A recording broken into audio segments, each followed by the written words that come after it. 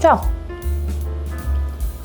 Sunt Marlen, fata Oanei de la Sabor Urbane și poate vă întrebați ce avem aici sau ce beau eu aici. Este o cafea cu frișcă, iar ce avem aici este frișcă, nelipsita frișcă din multe creme, prăjituri, torturi, iar astăzi vom învăța cum să o facem cum trebuie. Așa că, hai la treabă! Poate sună destul de simplu, du-te și bate frișcă, dar aparent nu e. Așa că de ce avem nevoie? De frișcă, naturală, nu vegetală. Smântână dulce. Smântână dulce. Nu trebuie să fie de același brand, nu trebuie să fie la set. Aici se întâmplă să fie două de același brand și a treilea. Da, două din așa? Lidl, unul din Penny. Eu folosesc foarte mult și la Dorna, Zuzu, Olympus, e foarte bună. Trebuie să citim conținutul de grăsime. Ce scrie acolo? Una e 36%. Da, cea mare este 36. Una 30, aia pilosul asta roșu. mică și pe aia asta 32 oare? 30. 30, să fie minimum 30%. Pentru că este smântână dulce care e așa zisă pentru gătit tot natural, nu vorbim de porcăriile alea sintetice, dar care e mai slabă. Deci recomand peste 30%. Ce ne mai trebuie? Deci avem în total cam 900 de mililitri de frișcă, de smântână pentru frișcă, 40 de grame de zahăr, pudră obligatoriu, și un plic de zahăr bourbon. Bun, începem să le turnăm în bol. Și le stoarcem bine de tot să iasă tot ce e în ele. Că de multe ori porțiuni mai... Uite, acum iese partea groasă de smântână. Și dacă nu tăiem așa complet cutiile, rămânem cu toată partea aia în cutie și aruncăm la gunoi.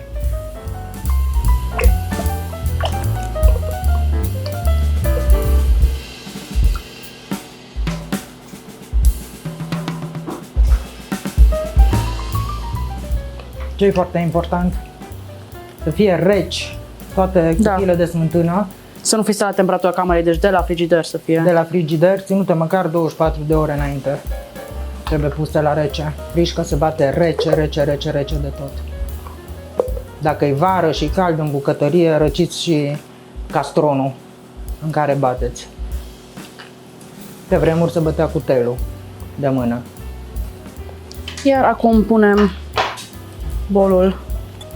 Dăm aici drumul, dar îi punem și protecția pentru că va stropi. Mică, începem cu viteză mică. Un pic mai mare de atât. Așa.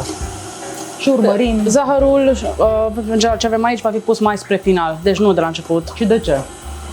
Că dacă se taie, mai poți salva ce s-a tăiat. Că ce facem din frișca tăiată? Unt. Așa se face. Untul de separator. Dacă ai pus zahărul de la început, nu mai faci nimic, acel mult un ganaș. O retopești. Poți să mărești un pic viteza. Așa. Și suntem atenți tot timpul la consistență. Ea acum înglobează aer, mult, ia aer. Acum deja putem să mărim viteza. Așa, cu simț. Dă-i, bun.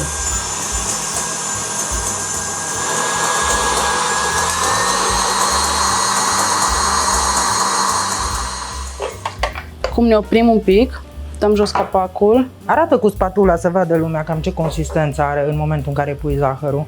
Deci pe jumătate. E cremos. Cam 70% bătută.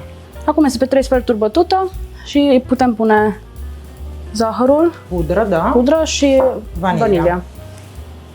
Nu mai avem nevoie de capac. Și acum batem la viteză medie, cu ochii ațintiți în castron, să nu se taie. Doar câteva secunde, 15 să zicem.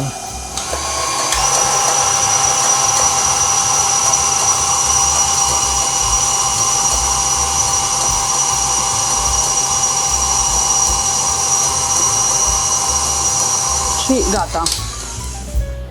Am mutat frișca într-un poș. Acum haideți să punem. Foarte bine arată, Merlin. Excelent. Am terminat și cu frișca. Eu acum o voi folosi pentru niște cafea, dar e unul dintre cele lucruri care pot folosi la orice, pentru că pot urma și creme cu ea. Da, și torturi, diferite prăjituri, merge și pe înghețată. Deci, asta este mereu, prinde bine, la casa omului vorba. Gustul și spunem cum, e faină, vanilată, nu? Da. Se poate mânca numai așa cu lingură. Bun, din câte ați văzut, nu este deloc greu să bateți frișcă, așa că spor la cafeluță. Vă așteptăm la următoarea rețetă. Ciao! Ciao! Nu uita să te abonezi la canalul nostru, ai butonul acolo mai jos, mulțumim!